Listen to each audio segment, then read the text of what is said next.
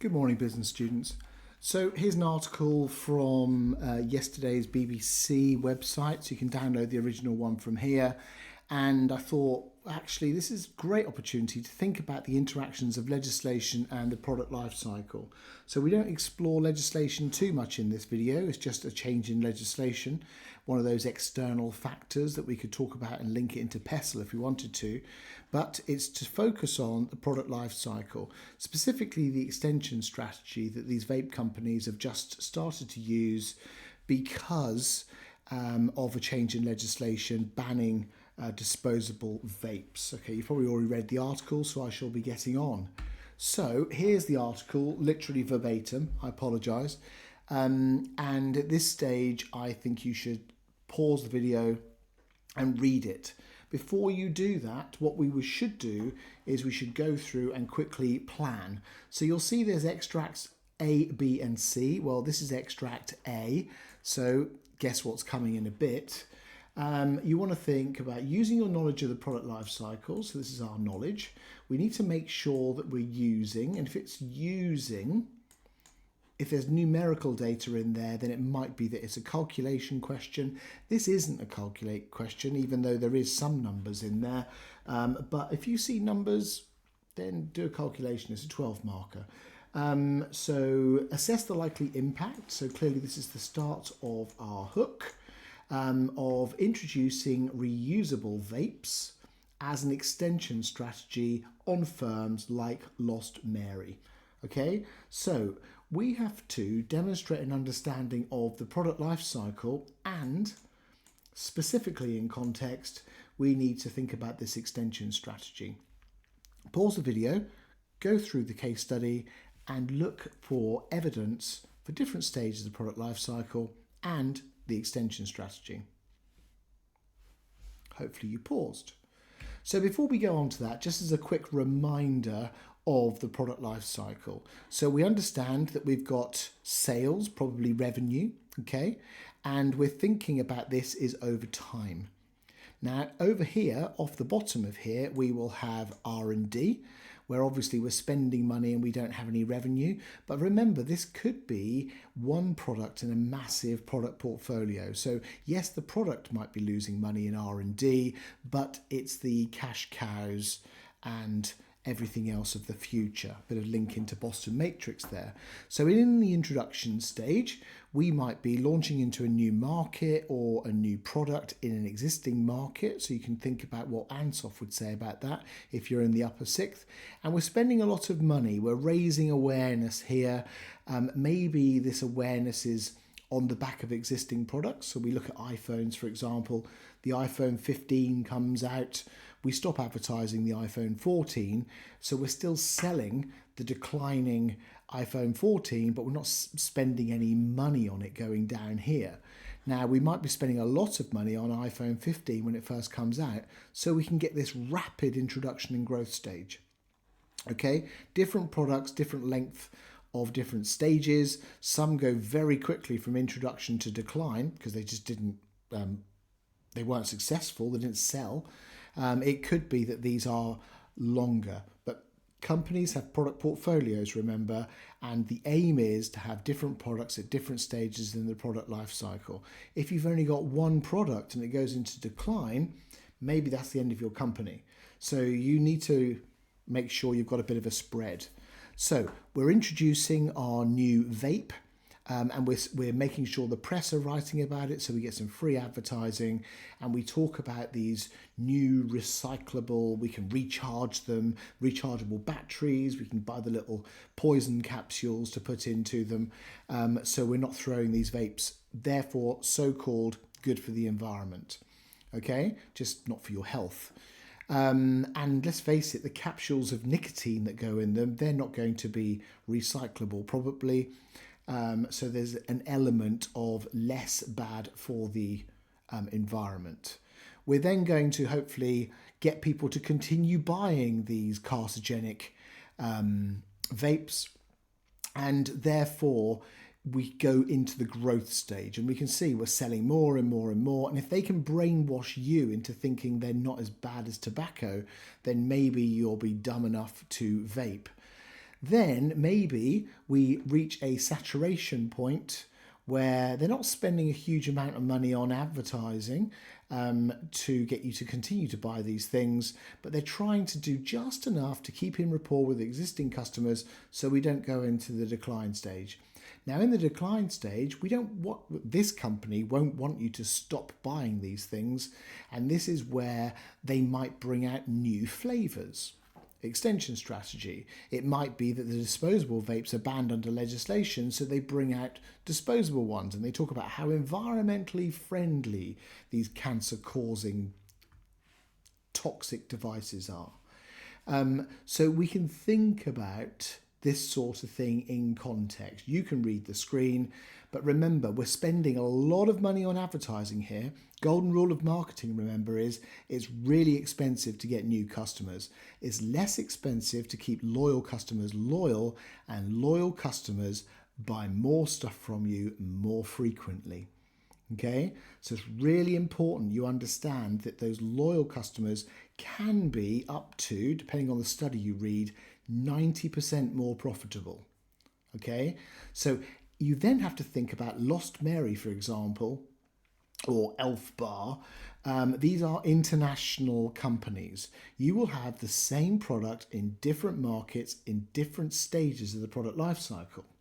So moving on to this, extract B, we're thinking about factors that might impact the product life cycle of vapes. So we're just contextualizing what you've read in the textbook. So we've got regulatory changes. We've already talked about the changes in legislation. Now, when you do globalization in the upper sixth, you need to understand there are different laws in different countries.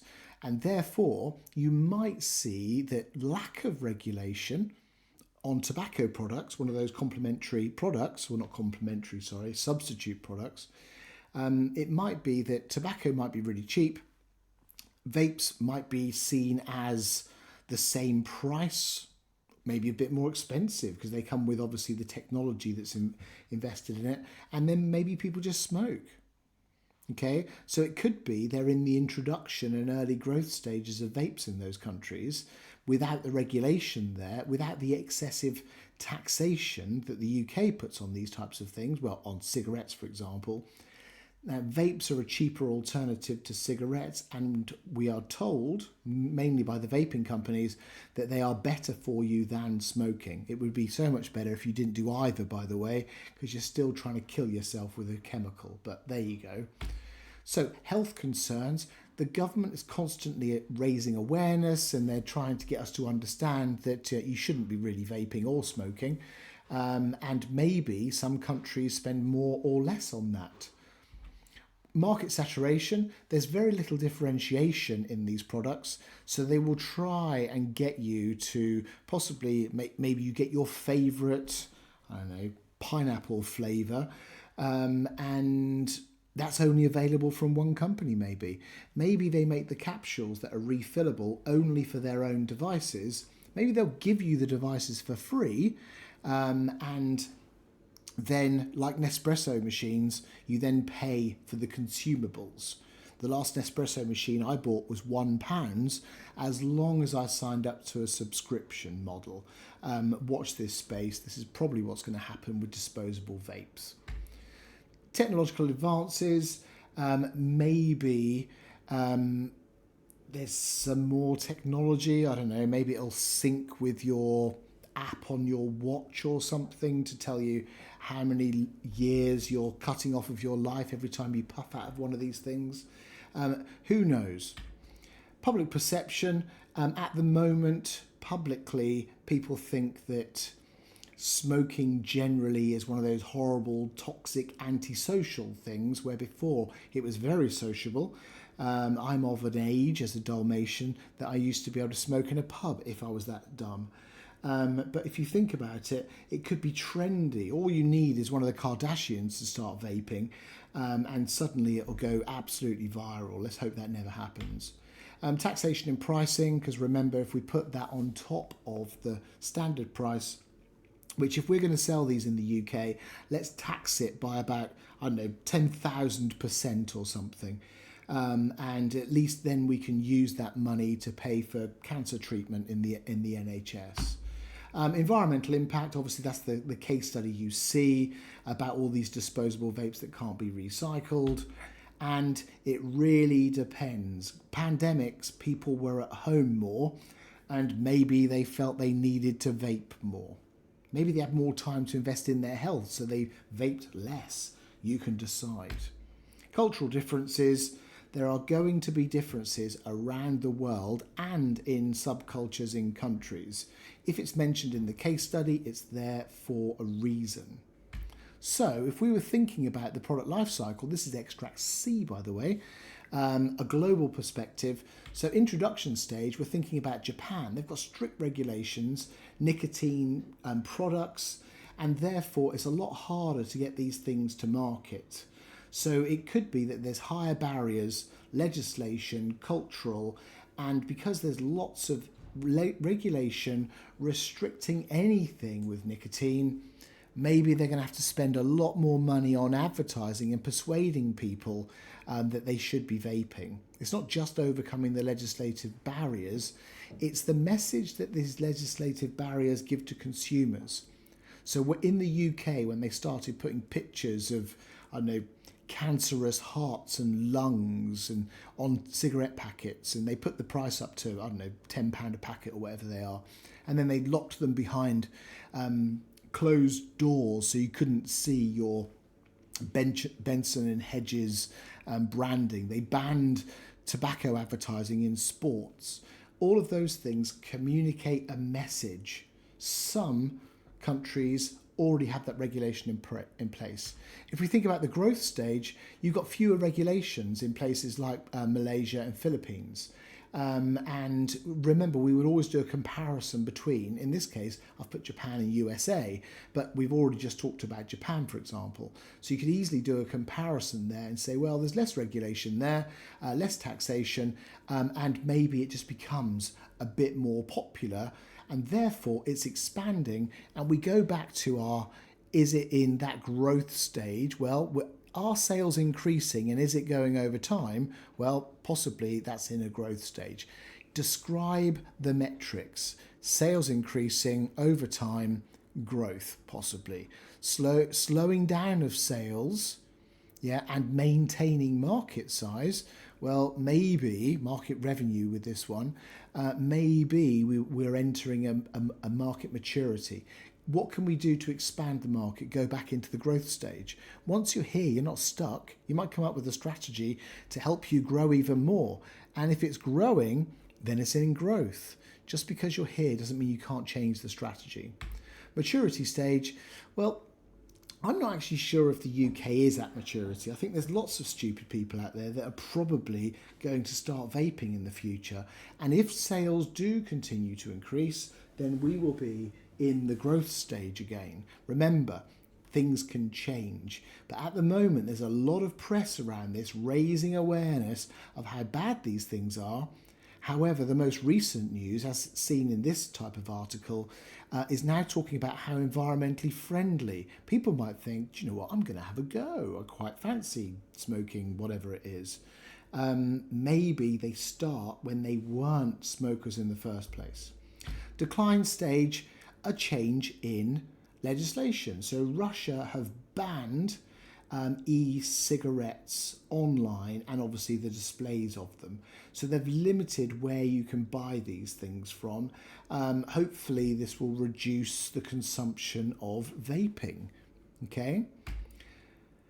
The extension strategy, I've come back to the UK for this one because that's really where the question is. But there are others out there as well. The US are doing that. I've put the UK there, but then in the US. Very similar to what the UK are doing at the moment. Lots of raising awareness, and different states in the US obviously have slightly different takes on this. So it depends where you live in the US. Not all rules are the same. So here is a basic definition for that question. We always start off with a definition. And remember, we're going to have to make sure that we're demonstrating an understanding of extension strategy and the product life cycle. You'll notice that I have abbreviated product life cycle. I wouldn't do that just on its own, because PLC can mean a form of business, obviously. But I'll be honest with you, under exam conditions, I do not have enough time to write that 10 times in an essay, so I will abbreviate it in brackets. If it was a question that came up about product life cycle and moving from limited to PLC, I would not do that because it would get confusing for obvious reasons. Hopefully we never see a question like that.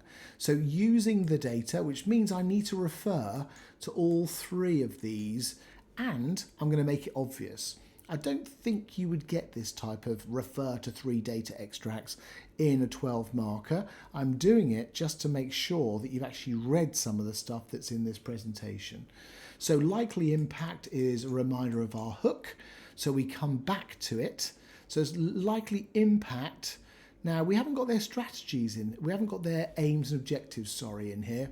So it's going to be impact on them, and possibly this is going to be sales, profit, marketing spend to persuade me, and stuff like that. We need to do it in context, so I'll put a C there for context.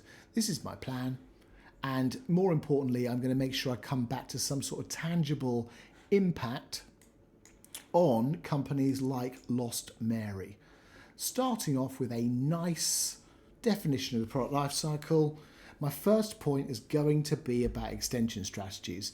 I'm going to make sure that I've got a definition wound into that first point. Introducing reusable vapes will likely help Lost Mary adapt to new market conditions and sustain their market presence. An extension strategy. It's my point. We're going to write P paragraphs with a however. We've got the structure over here. It's not the only structure, but it's a rough structure for a 12 marker. I'm going to make sure that the examiner knows that I know what product life cycle is and that I know what an extension strategy is. It's there, it's obvious. Hopefully the examiner's a bit excited and they're thinking, thank goodness they've identified they need to demonstrate a couple of bits of evidence, knowledge here. I've embolded the chains of argument for you. I'm not going to read all of it for you because that would be too long a video, and it's a bit boring. But look, extract A, where it mentions, okay? So that sort of language is nice. There's quotation marks, which is a bit of a long quote, but never mind. But look, which it mentions showing how they adapt. So this showing how they adapt is an interpretation of the case study evidence. And I think if you want top level 4, you don't need to just quote evidence, you need to interpret it as well. Also, showing how they gives you another chain of argument. Okay, so we're describing reusable vapes. Now that, remember, is not context, it is not application, because it is in the question. And if it's in the question and you just repeat it, it ain't application. You need more stuff. So it tells you to use A, B, and C. You better use A, B, and C, and I would make it obvious, as seen in extract A. However, so we got our counter argument. Howevers, remember, need to be in context. Ban of disposables is context. Environmental concerns is context. I'm not going to do a however that is abstract by the textbook because I will not get the marks. I'm then going to start off with my point of my P paragraph. The introduction of reusable vapes could potentially open up new market segments and increase customer loyalty. Okay? All the press are telling me that they're making them more environmentally friendly. That is the wrong message to get to easily persuaded, influenced people. Extract B. Yeah. So, environmentally conscious consumers, as in extract B, leads to, and then we've got, as per extract C, the UK is in the maturity stage of the product life cycle for vapes, and brands are now adapting. Now you can see here, yes, I've quoted the case study, but now adapting is also a bit of a chain of an argument. Now remember, we need to get up to that magic five chains, 5 steps. There's not a magic number really, but we're looking for that sort of coherent and logical chain of reasoning instead of those analytical perspectives. So I think most examiners, there's not a magic number by the way, or it would be in the mark scheme and examiner reports. I think examiners are sort of looking for 5. But if you look here, we've got a chain of argument in our howevers as well. So we've got 1, 2, 3, 4, 5, I think. Maybe we don't count the 1 in the evidence, and there's another 1 in the however. If you write in context and interpret the data, indicating, that's an interpretation statement, isn't it? Then how can you not write 5 chains of argument? It's so easy. The people that struggle are the ones that don't contextualize. If you're struggling to get higher grades at this stage, if you're in the upper 6th, you should be focusing on your contextualization. Yes, you need to revise. Yes, you need to practice timing, but you need to not waffle too much, says me. And I mean, it says me waffling in a video, but you need to contextualize. Overall, let's see if we answer the question. We quickly flick up, look at the hook, likely impact. Overall, introducing reusable vapes as an extension strategy by firms like Lost Mary is likely to have a positive impact. It's not the most exciting of answers, but it does answer the question. That's what the A stands for. Now we need to justify. And I actually think this is a lovely opportunity to use the word without. Without changing the product, what would the impact be? Because this is an impact question. As changing the product as seen in the extension strategy, Lost Mary will likely face declining sales and market share due to non-compliance with new laws and missed opportunities through growth segment environmentally conscious consumers. There we go. Without doing it, you're going to go into the decline stage because probably someone else will. So they've got to do it, not just because of the laws. If they don't do it, they're sort of wiping out a very big market of silly people that vape. In the future is our mop starter, isn't it? Now, at this stage, if you find that you have used your 15 minutes up, move on. Don't bother writing the future. The mops, sorry. MOPS isn't really got to be a separate statement.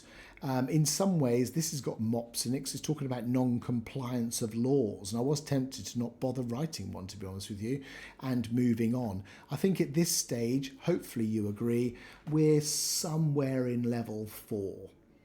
Okay, I'm hoping this is maybe 9 or 10. I'll take 10 on results day. Thank you very much. But in the future, considering the current trends in environmental awareness, there is a need for these firms to continuously innovate and ensure that their reusable vapes are truly environmentally friendly. Truly. We don't want scandals like we've seen with some of the clothing companies in this year's research theme. To maintain market position, comply with future regulations. So we're talking about future regulations, innovation, and at this point I want you to think about toothpaste. If you think about a toothpaste advert, toothpaste is constantly reinventing itself. It's going to make my teeth so white that I'm going to blind someone. Because if I believe all these campaigns about this one's 50 shades whiter, 2,700 scientists said it was the most white your teeth could ever be, all that sort of stuff that we're continuously bombarded with, or people might not switch their toothpaste, or they might not spend a bit more money on the more luxurious toothpaste. Vapes are probably going to be exactly the same, and if they constantly bring out new flavours, they're constantly doing extension strategies. If they bring out a new vape that's sponsored by, I don't know, Super Dry, let's put the final nail in their coffin, they could do a Super Dry vape, yeah, and maybe all the people that buy Super Dry will also vape, so they've got matching brands. Let's hope not. Hopefully that was useful. If we wanted to make this question a little bit more relevant to global markets, we could have done a product portfolio question linked into different products, same products possibly, in different markets.